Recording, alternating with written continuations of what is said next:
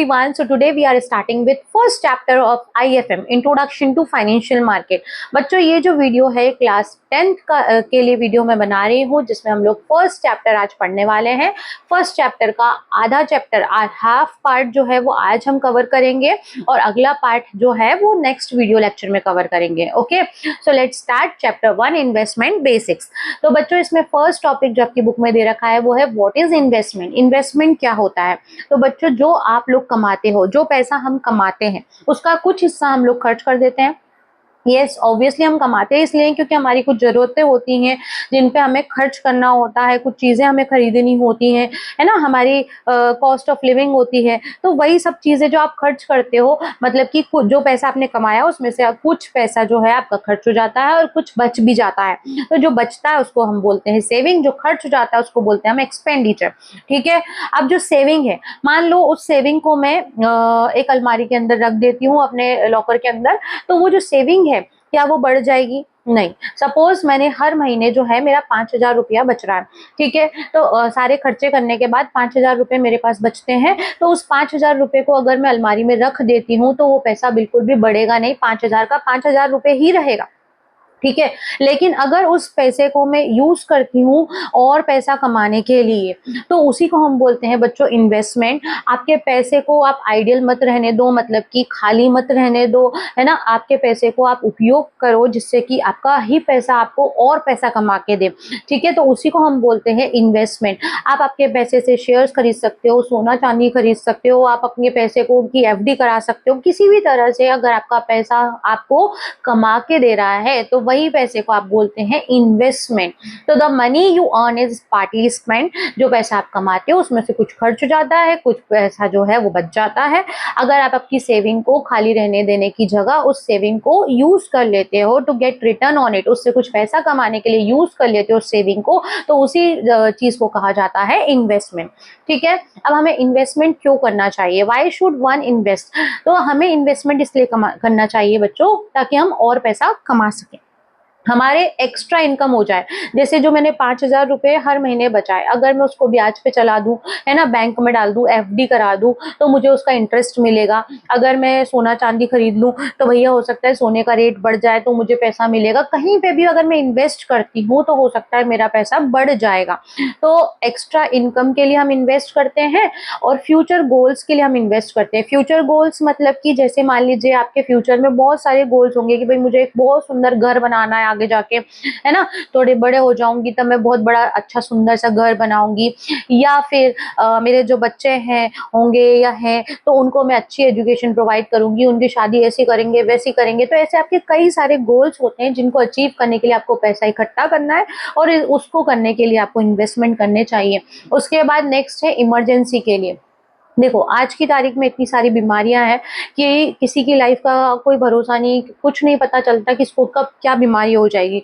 तो हमें उसके लिए भी इन्वेस्टमेंट करके रखना चाहिए कि भाई फ्यूचर में अगर हमें कोई ऐसी इमरजेंसी आती है जिसमें कि काफ़ी सारा पैसा लग रहा है तो आप कहाँ से लाएंगे। तो इसीलिए आपको इन्वेस्टमेंट्स करके रखने चाहिए, है ना। ऐसा भी हो सकता है कि भाई आज आपके पास जॉब है कल नहीं रहे, है ना, तो आपको फ्यूचर को सिक्योर करने के लिए भी इन्वेस्टमेंट करने चाहिए।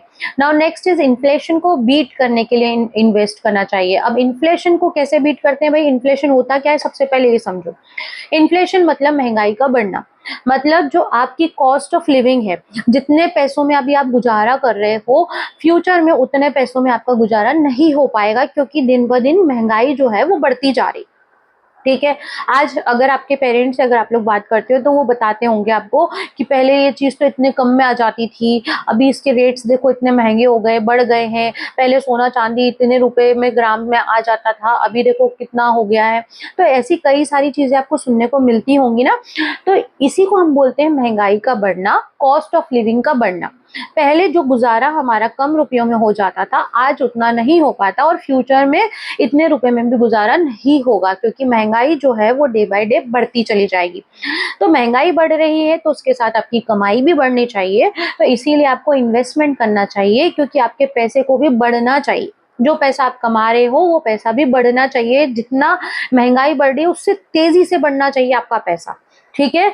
तो आपका पैसा मान लीजिए महंगाई 6% बढ़ रही है तो आपका पैसा 8% बढ़ना चाहिए, है ना। तो अगर आपका पैसा 8% बढ़ रहा है और महंगाई 6% बढ़ रही है तो 2% जो डिफरेंस है उसको हम बोलते हैं रियल रिटर्न, ठीक है। ये पैराग्राफ जो है इसमें आपको एक वर्ड दे रखा है रियल रिटर्न।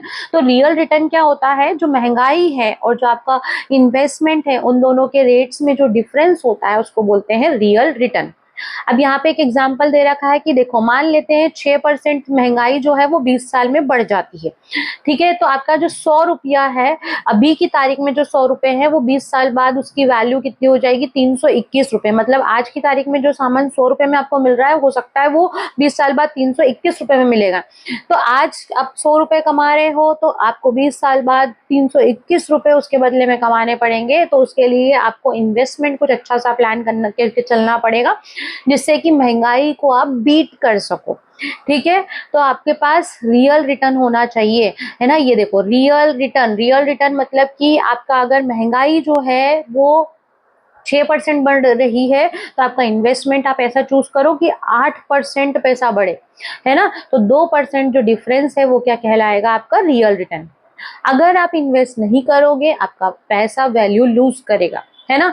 अगर आप इन्वेस्ट अभी आज की तारीख में नहीं करोगे तो आपका पैसा क्या है, वैल्यू लूज कर देगा। कैसे, देखो जो पैसा मैंने अलमारी में रख दिया 5,000 रुपए, तो क्या वो मुझे पैसे कमा के दे रहा है, नहीं दे रहा। लेकिन अगर मान लीजिए मैंने उसकी एफडी करा दी, है ना, बिल्कुल सेफ इन्वेस्टमेंट, एफडी करा दी बैंक में, तो भाई अगले साल उसका ब्याज मुझे मिलेगा तो पैसा थोड़ा बहुत बढ़ जाएगा ना, है ना। लेकिन अलमारी में रखे रखे तो नहीं बढ़ रहा है, तो पैसा वैल्यू लूज करेगा, पैसे की वैल्यू उतनी उससे कम हो जाएगी अगर आप उसको इन्वेस्ट नहीं करोगे तो, ठीक है। तो व्हेन टू स्टार्ट इन्वेस्टिंग, है ना, आपको इन्वेस्टमेंट कब शुरू करना चाहिए, जितना जल्दी हो उतना कर देना चाहिए, है ना। मतलब जितनी जल्दी जागो उतनी जल्दी सवेरा वाली बात है कि भाई आप जितना जल्दी सोचोगे ना इन्वेस्ट करने का उतनी अच्छी बात है। ज्यादा टाइम मिलेगा, आप जितने जल्दी इन्वेस्ट करोगे उतना पैसा आपका ज्यादा बढ़ेगा, है ना। तो इन्वेस्ट जल्दी से जल्दी शुरू कर देना चाहिए और रेगुलरली इन्वेस्ट करना चाहिए। ऐसा नहीं कि एक बार कर दिया और खत्म, नहीं, आपको हर महीने जो पैसा बच रहा है उसमें से कुछ ना कुछ इन्वेस्ट जरूर से करना चाहिए। तो इन्वेस्टमेंट जो है वो रेगुलर बेसिस पे होना चाहिए, इससे एक डिसिप्लिन मेंटेन होता है और आपका पैसा अच्छा इंक्रीज होता है, आपको अच्छे रिटर्न्स मिलते हैं। इन्वेस्टमेंट जो है बच्चों वो लॉन्ग टर्म के लिए ज्यादा बेनिफिशियल होता है as compare to short term.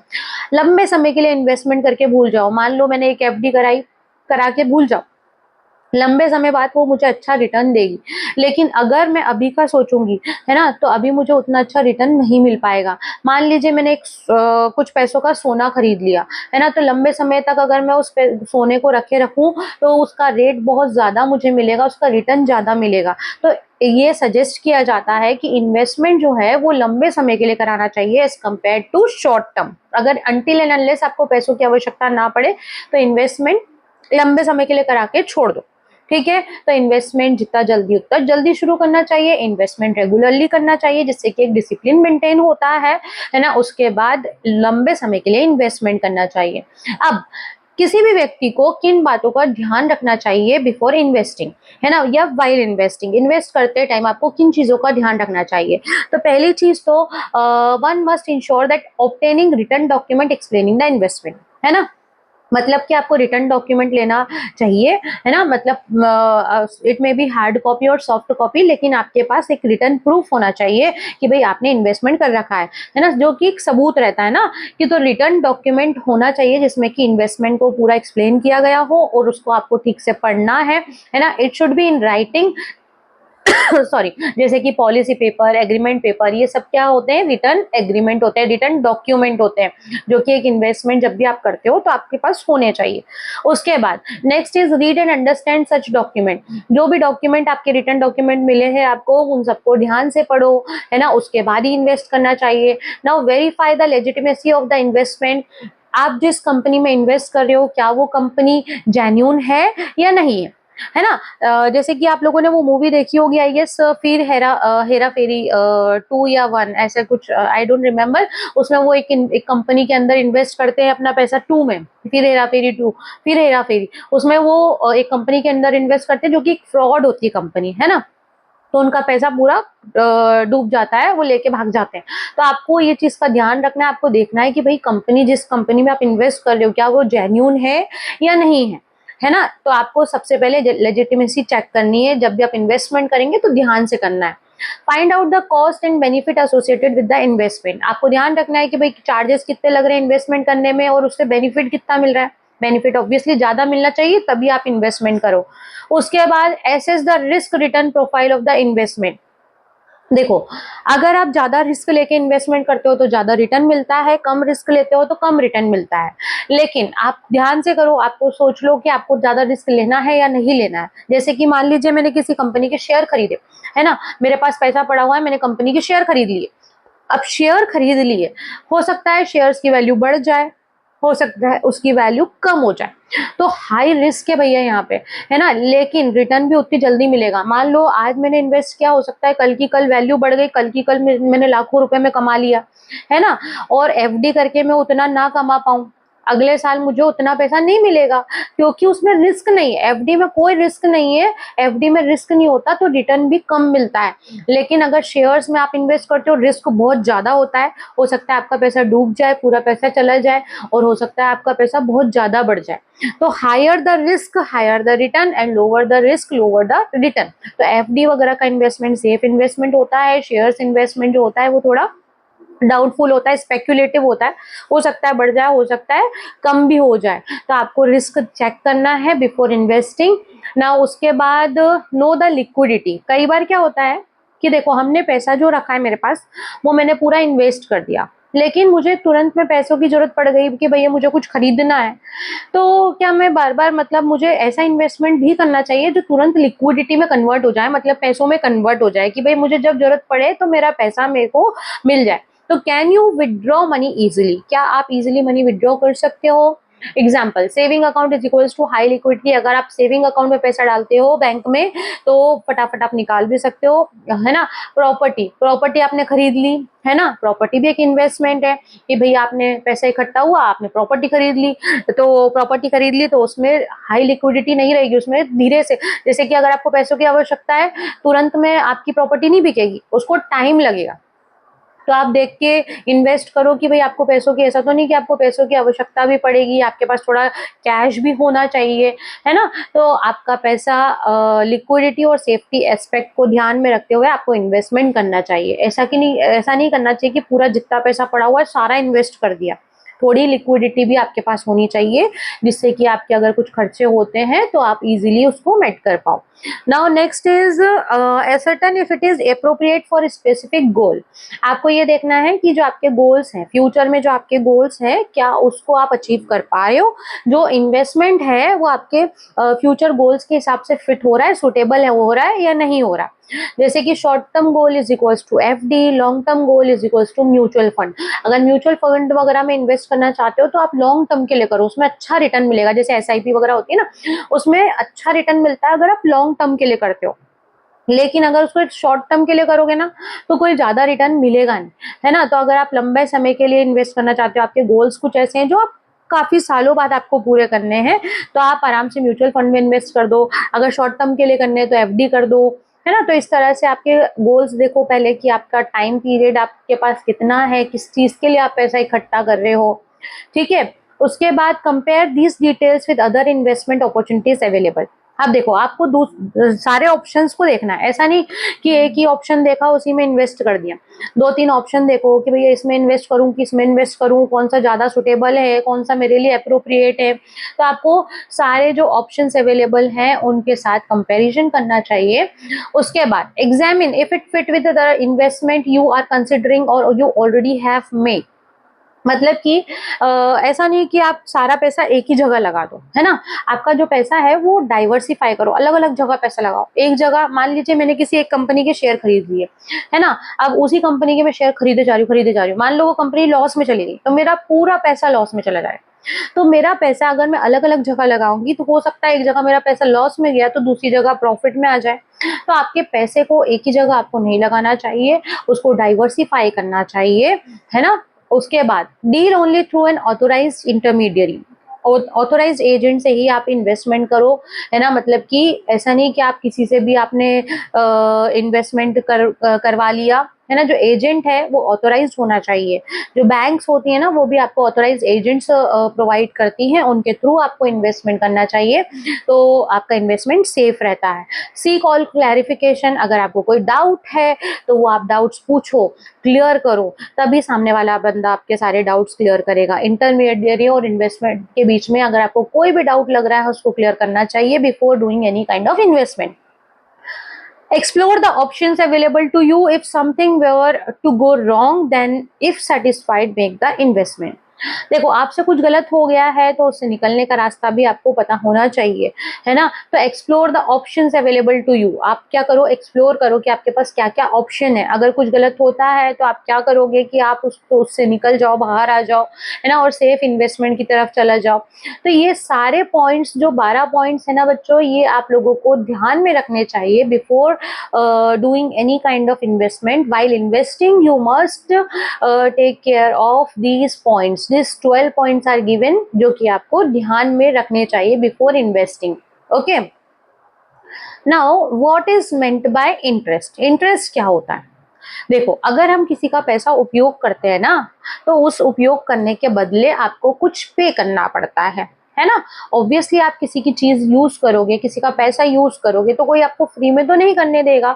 तो जो अमाउंट आप उस पैसे को यूज करने के बदले देते हो उसी को हम बोलते हैं इंटरेस्ट। जैसे मान लो आपने बैंक से लोन लिया है, तो बैंक से लोन लोगे तो बैंक उसके बदले आपसे ब्याज लेगी, है ना, थोड़ा एक्स्ट्रा पैसा चार्ज करेगी, उसे बोलते हैं हम इंटरेस्ट। तो व्हेन वी बोरो मनी, अगर आप पैसा बोरो करते हो तो वी आर एक्सपेक्टेड टू पे फॉर यूजिंग इट, है ना, हमें उसके बदले कुछ पे करना पड़ता है, और उसी अमाउंट को हम बोलते हैं interest. Interest is an amount charge to the borrower for the privilege of using lenders money. जो लैंडर ने आपको पैसे दिए हैं, आपको उसका पैसे यूज करने को मिल रहा है, उससे आप अपने उस टाइम के तुरंत के जो नीड्स है उसको फुलफिल कर पा रहे हो, तो उसके बदले आपको कुछ अमाउंट पे करना पड़ता है, उसी को बोलते हैं हम इंटरेस्ट। ठीक है, interest is usually calculated as a percentage of principal balance. Principal मतलब कि जो अमाउंट आपने बोरो किया है उसके ऊपर कैलकुलेट किया जाता है इंटरेस्ट। परसेंटेज रेट जो होता है वो अलग अलग हो सकता है ना। जैसे कि अगर कि अलग अलग बैंक का अलग अलग इंटरेस्ट रेट हो सकता है, तो रेट्स में differ.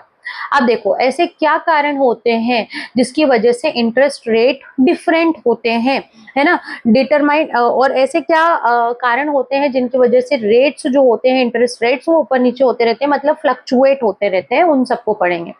So when we talk of interest rate, there are different type of interest rate. Rate that bank offer to the depositor, rates that they lend to their borrowers, the rate at which government borrow. तो ऐसे कई सारे interest rate होते हैं जो differ करते हैं। Bank आपको अलग ब्याज पे पैसा देगी, अगर आप डायरेक्ट साहूकार वगैरह से खरीदोगे, लोन लोगे तो अलग ब्याज पे पैसा मिलेगा, गवर्नमेंट अलग ब्याज पे बोरो करती है, बैंक्स को आरबीआई अलग इंटरेस्ट रेट पे लोन देती है। तो ऐसे कई सारे अलग अलग रेट्स होते हैं। अब कुछ ऐसे कारण होते हैं जिसकी वजह से रेट्स जो होते हैं वो कम या ज्यादा होते हैं। देखो सबसे पहला होता है डिमांड फॉर मनी। देखो जिस चीज की डिमांड ज्यादा होगी ऑब्वियसली वो चीज महंगी होगी, ठीक है।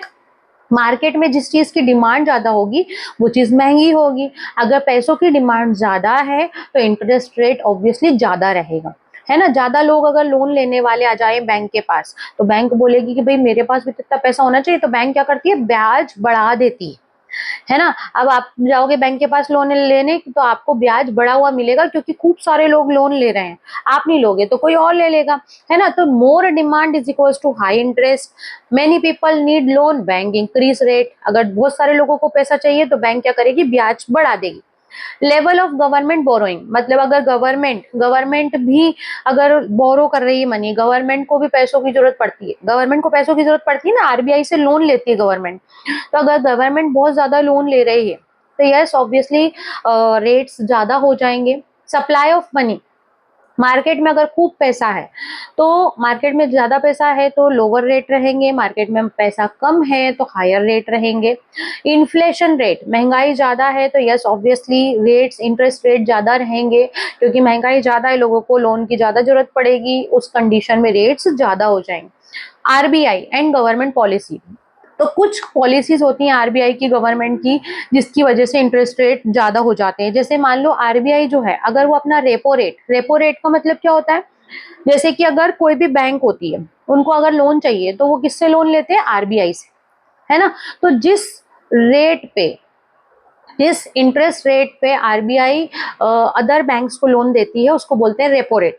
तो अगर दूसरी बैंकों को लोन महंगे दामों में मिल रहा है, महंगे इंटरेस्ट पे मिल रहा है, तो यस अपने को भी वो महंगे में ही लोन देंगे, है ना। तो जितने पे, जैसे कि एक दुकानदार होता है ना, अगर महंगे में सामान खरीद के लाया है तो महंगे में ही बेचेगा, है ना, ऑब्वियसली। तो वैसे ही बैंक के साथ भी होता है कि आरबीआई ने अगर उनको ज्यादा इंटरेस्ट रेट पे लोन दे रखा है तो वो आपको लोन भी तो महंगा ही देंगे, है ना, और अगर कम पे दे रखा है तो कम में दे देंगे।